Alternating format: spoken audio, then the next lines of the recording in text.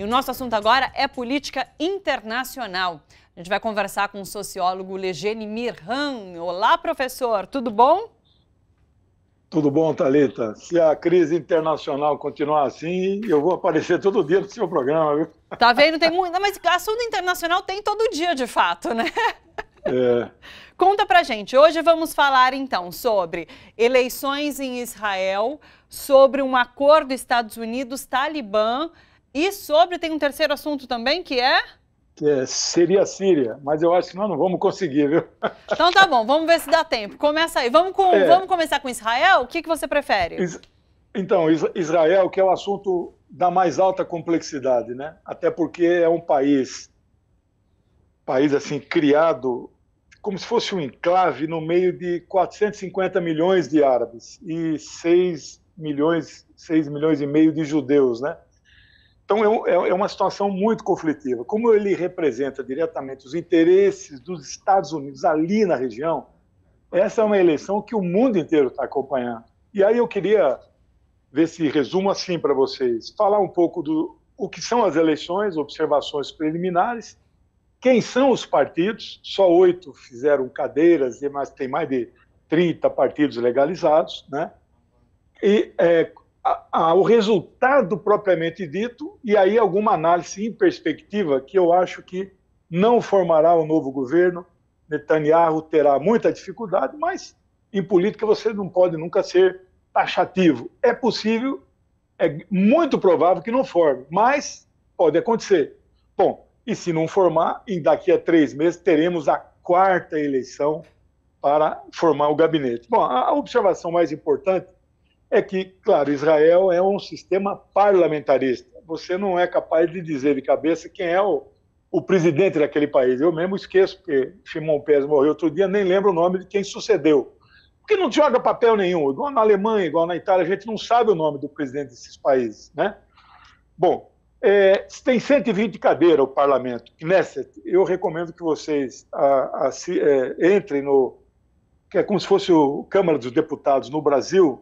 Eles têm muitos textos em inglês, e aí o Google também traduz, muita informação. Bom, para formar governo, 120, quem conseguir 61 deputados, aliança, bloco, toma lá da cá, que dou 2 ministérios, não pensa que é só aqui que a moeda de troca é o ministério, forma governo, mas está com muita dificuldade de Netanyahu formar, até porque ele é questão de vida e morte para ele, porque se ele não forma governo, ele vai sair, é provável que ele saia do ministério preso, porque tem muitos processos andando contra ele, lá não tem a imunidade que ele deseja. Tem alguma imunidade, mas não toda, né? Israel tem 8,5 milhões de habitantes, mas quase 2 milhões já são árabes, né?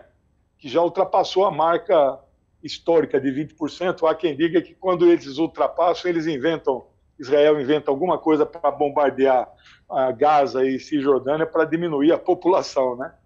22% já são árabes, né? O voto lá é facultativo. Tem 6,4 milhões dos 8,5 registrados, como a maioria da população é eleitora, mas o voto é facultativo, e compareceram 4,6 milhões. É o maior comparecimento da história, e falando ao contrário, é a menor abstenção. Nunca Israel teve 71,4% dos eleitores registrados comparecendo a uma eleição. Bom, aí eu queria falar um pouco quais são esses 8 partidos que Israel conseguir eleger cadeiras, a começar pelo partido do primeiro-ministro, Benjamin Netanyahu, que é o Likud. É um partido sionista, não religioso, um partido secular, de direita, alguns dizem até de extrema-direita. Benjamin Netanyahu é o mais longevo primeiro-ministro da história de Israel desde 15 de maio de 1948, quando, ao proclamar o Estado de Israel, elegeu seu primeiro-ministro Ben-Gurion, que é o nome do aeroporto internacional hoje lá de Tel Aviv, né? Teve muitos primeiros-ministros. Nenhum governou 11 anos seguidos. Teve alguns que governaram somando todas as várias vezes que foi primeiro-ministro ele é o único que governou 11 anos seguidos, né? O segundo bloco é também sionista, é também secular, mas é mais centrista. Eu diria assim que é o PSDB de lá, liderado pelo general Benny Gantz, que é também sionista, que é também, enfim, mas é um cara hoje que também é uma alternativa ao extremismo do Netanyahu, né? Depois vem os árabes e seus aliados, que é a chamada lista árabes e aliados, né? O Hadash é o Partido Comunista Árabe.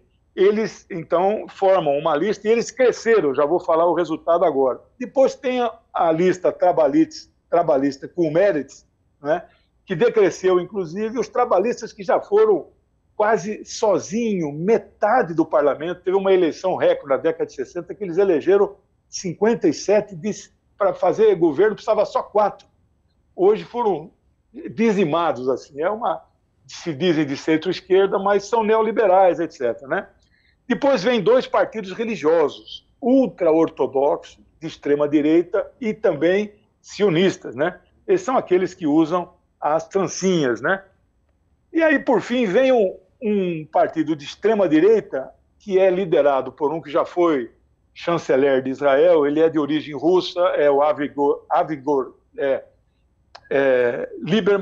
Lieberman. Ele não aceita participar de um governo que tenha o Partido Unidos pela Torá e o partido chamado Shas, que são ultra-ortodoxos. E um partido novo, Yamina, que é também de direita. Bom, mais importante são os resultados, Thalita. O Likud subiu de 35 para 36, com todo o apoio de Donald Trump, anunciou um plano, que não é plano, aquilo lá é um confisco de terra, anunciou o plano de paz com o Netanyahu do lado dele. Ele ganhou uma mísera cadeira, né?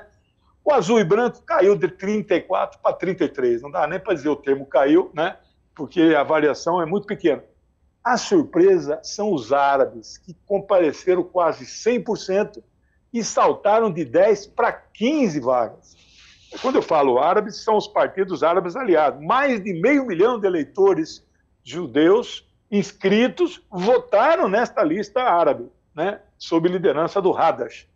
Aí o partido Shas, que é extremamente religioso de direita, pulou de 8 para 9, e o outro religioso caiu de 8 para 7. Então ficaram mais ou menos a mesma quantidade. Esse Labor trabalhista e o Meretz junto caíram de 10 para 7. Está minguando lá, né? Porque você tem 2 grandes lados, você não pode ficar no meio tentando, né, se equilibrar. Esse Israel Beitenu, né, Israel é a nossa casa, que é o partido do Avigor, subiu de 5 para 7. E esse Yamina tem 6. Bom, este quadro, a minha já em perspectiva, eu sei que está terminando o tempo, você me avisa aí se já está nas conclusões aí, não?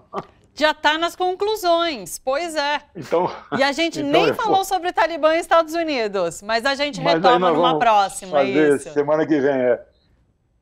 A minha opinião, e não vou ser taxativo, que em política não dá para ser muita dificuldade para o Netanyahu formar governo. O bloco de direita dele tem 52, subiria para 59 se este partido de direita secular, Israel Beitenu, entrasse. Acho muito difícil o Lieberman entrar nessa coligação que tenha judeus, mas vamos dar de que consiga. Dá 59, não tem mais nada para ele conseguir. A segunda alternativa é o Benny Gantz, que é esse centro e tal. Se o Netanyahu não conseguir formar, eles vão tentar, o presidente pede para o segundo colocado formar. Não vai conseguir. Resultado, Israel vive um grande impasse em função de uma sociedade extremamente dividida, eu diria assim, 4 grandes blocos, né? Direita secular, direita religiosa, centro e esquerda, são 4 grandes blocos, e não há nenhuma estabilidade política para você formar um governo estável que possa dialogar e construir a paz com os palestinos. Professor, a Liga Árabe, caso se unisse a um desses 2, Benny Gantz ou Netanyahu, conseguiria formar governo? Há essa possibilidade? A lista árabe, né, que eles chamam, também não conseguiria, porque só formaria governo, e eu já estou computando junto com o general Benny Gantz, com esse grupo, eles dariam os votos para formar o governo, mas não teriam o ministério. Porque eu já ouvi muitos artigos por aí, hoje um árabe assumiu o ministério de Israel, eu acho que não tem essa maturidade na sociedade. Mas nem com eles porque aí dá 33 mais 15, então não forma governo também. Ou seja, impasse, Thalita. Rumo à quarta eleição. Quarta eleição daqui a 3 meses. Professora, muito obrigada. Até essa semana, na semana que vem, tem muito tema para a gente retomar, então. Obrigada, professor Legênio. Um beijo. Um abraço. Tchau.